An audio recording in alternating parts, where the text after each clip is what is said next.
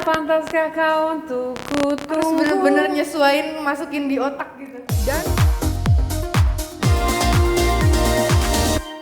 Come on, give me something. I know that you want it. Come on, give me something. mana suaranya? Waktu itu ada Fukuoka Film Festival di Jepang. Terus ya udah, buat Ada Barengan Cinta 2 waktu itu kan, terus kita berangkat ke sana. Cuma mungkin emang kita kepisah-pisah karena masing-masing sibuk sendiri lah gitu. Ada yang nonton film festival, ada yang pergi ke galeri dan yang lain-lain. Nah kebetulan kalau aku sama Dennis, Teh Meli, Mas Anto dan Mas Roni, kita tim hura-hura.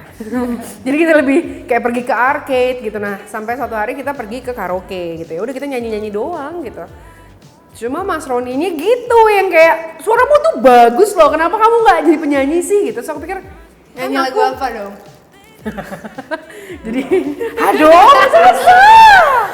Nyanyi lagu apa? Harusnya Mas Roni yang cerita bagian ini karena ini adalah bagian favoritnya dia. Jadi lagunya waktu itu Mas Roni ngajakin aku duet lagunya One Sweet Day-nya Mariah Carey sama Boyz II Men. Oh ya sudah, terus ternyata Mas Roni bilang kenapa kamu nggak nyanyi aja sih gitu. Aku bilang loh aku kan I'm an actor, I'm not a singer. Gue suka nyanyi tapi gue main film aja deh gitu. Nah dari situlah idenya Mas Roni menulis, membuat film ini yang memang secara skenarionya tailor made buat Sisi dan Sasi. This could be the summer of our lives. The summer of our lives. Wah sering. Kak Sisi kan dulu emang kakak kan dulu emang nyanyi juga kan. Pada masa kecil. Iya, ya udah lah ya, zaman kecil. Emang yang paling bagus di keluarga kita yang nyanyi ya kakak. Rini Wulandari tentunya, cuma saya mengikut saja. Maksudnya di antara kita berdua. Oh iya betul. Love me right. Pada dasarnya sih bisa. Kalau kakak udah nggak usah diragukan ya. Tapi kalau Sasa ya bisa nyanyi, cuman kan ya harus tetap workshop lah karena penyesuaian juga sama lagunya. Ada lagu baru, ada lagu yang di recycle juga jadi ya. Dan lagu yang di recycle pun kan nggak plek-plekan sama lagu sebelumnya. Jadi ada yang harus apa namanya kak? Improve gitu-gitu. Kayak contohnya mungkin lagu Seberapa Pantas. Jadi Backstage kita ada 7 lagu, yang 4 lagu recycle, yang 3 lagu adalah original soundtracknya Backstage yang memang ditulis untuk film Backstage gitu. Semuanya kita yang nyanyiin, cuma ada satu lagunya Sheila on 7 yang Seberapa Pantas. Lo kok inget-inget lagu aslinya kan Seberapa Pantas Kakak Untukku, beatnya cepet ya. Iya. Di sini tiba-tiba, dan kita udah kayak udah nempel banget ya udah beatnya segitu kalau mau nyanyi lagu Seberapa itu Pantas. dia. Tiba-tiba dilambatin.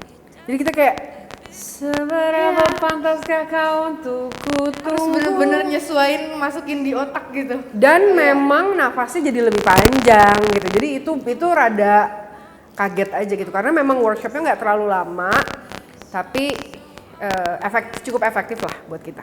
So maybe you should leave with me. The night is young. Nangis ya aku kayak iya nangis. Udah beberapa kali ketemu tetap diceritain lagi, dimatengin lagi sama Mas Roni tetap nangis. Kebayang sama ceritanya sih. Terus mainnya sama kakak sendiri kan jadi Give it to me like you know you should now, baby. This could be the summer. plusnya Elsa sebenarnya dia tuh niatnya baik, mau apa ya? Mau membantu keluarga niatnya ya. Cuman act-nya jadi berantakan karena ya mungkin dia masih teenager, nggak mikir panjang. Jadinya berantakan gitu dan masih ada sisi egoisnya sedikit lah nggak mikirin Banget, orang nggak lain. sedikit. Sedikit aja dong. Sebenarnya overall gue cinta sih sama karakter Sandra. Maksudnya nggak ada yang nggak gue suka. Sandra tuh sabar banget loh, penyabar banget loh. Kalau kata ibu, Sandra adalah hati dari keluarga ini. Tapi menurut gue kadang-kadang orang batas sabar, enggak sih, Sandra batas sabarnya juga wajar. Gue nggak ada yang gue benci dari karakter Sandra, gue cinta sama Sandra. This could be the summer of our lives. The summer of our lives. Emosi bahagia kalau gue. Karena gue sama Sasa tuh terlalu nggak ada masalah. Jadi emosi bahagia. emosi bahagia. Kalau kakak ya, kalau kakak Emosi bahagia menurut gue kadarnya tuh mesti nggak bisa selepas Sisi sama Sasa. Nah makanya kenapa pada saat di lokasi syuting tuh emosi bahagia gue harus dikurang-kurangin, kalau enggak gue bisa jadi gue banget karena ketemunya sama Sasa yang which is setiap hari gue pasti ketemu di rumah gitu kan. Jadi ya lebih memasuki, mengkontrol, mengikuti Sandra. Iya sih, bener-bener nempelin diri masuk ke Sandra dan Elsa. Kalau Sasa justru kebalikannya. Kalau kakak emosi bahagia, kalau Sasa emosi sedih-sedihnya dan marahnya sama Sandra, sama Kak Sandra. Karena ya yang tadi kakak bilang, kita bener-bener nggak ada masalah, jadi buat masuk ke dalam scene masalah tuh aduh susah banget gitu. Takut ketawa, takut kelepas gitu, takut malah jadi Sasa. Give it to me, baby, all night. Di luar backstage ya, kalau seandainya Sasa mau melakukan sesuatu yang di luar akal sehat, ya pasti gue larang sih. Karena gue tipenya orang yang bukan mikirin apa yang sekarang, tapi mikirin the worst case-nya. Kalau misalnya ada sesuatu terus kejadian terburuknya dulu aja yang dipikirin, kalau gue gitu. Wah nggak mungkin Tega. Aku basicnya orangnya overthink banget. Jadi nggak mungkin tuh aku kayak gitu. Sangat mikirin orang lain.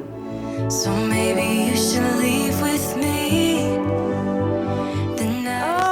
Udah menjadi kebiasaan dari kecil sih, emang sama mama dididiknya semuanya tuh harus bareng-bareng. Kalau misalnya ada nggak enak juga nggak perlu dipanjang-panjangin, jadi komunikasi tuh paling penting gitu. Ya.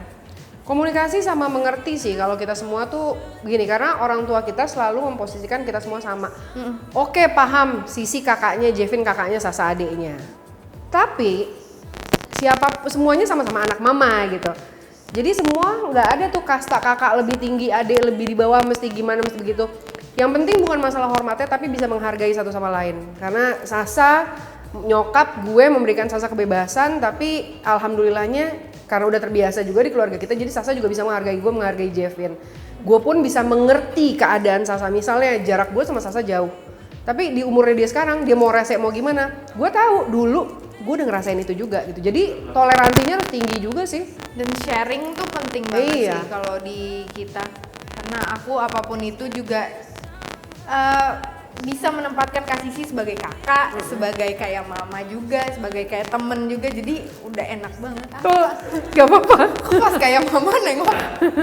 Gak apa-apa. Jadi kalau di keluarga kita tuh kita bertiga, gue, Jevin sama Sasa tuh nggak ada yang abu-abu. Jadi kita hitam atau putih udah gitu sih. Give it to me, baby, all night. We can keep on dancing. Kemarin memang di JAV diputer 3 hari ya. 3 hari. Dan responnya alhamdulillah sangat baik. Apa ya, maksudnya itu kesempatan yang cukup baik buat kita karena memang itu film festival semua. Sementara walaupun kita tidak ikut kompetisi di festivalnya, tapi kita ada kesempatan untuk diputar di festival film gitu. Dan kebetulan yang datang ke sana kan berarti banyak sekali sineas, banyak banget orang-orang pencinta film Indonesia. Nah disitulah banyak review atau respon jujur dari orang-orang yang memang penggemar film bilang bahwa banyak pujian lah untuk backstage. Salah satunya adalah mereka merasa relate, ada yang tiba-tiba kangen keluarganya, kangen kakak adeknya, ada yang tiba-tiba nangis menyesal karena sering berantem sama kakaknya gitu-gitu. Sampai gemeter gitu. Sampai gemeter gitu, jadi kayak kita kaget juga sih gitu. Cuma ya alhamdulillah kita anggap itu respon yang baik untuk film backstage. Oke, teman-teman, jangan lupa saksikan film Backstage yang akan tayang serentak di seluruh bioskop di Indonesia. Tanggal 30 Desember 2021. Pokoknya ajak semua teman-teman, keluarga, sahabat, ajak semua. Ya, kalau suka, tolong di-share ke semuanya. Thank you, bye-bye. You love it, come on, give me something. I know that you want it. Come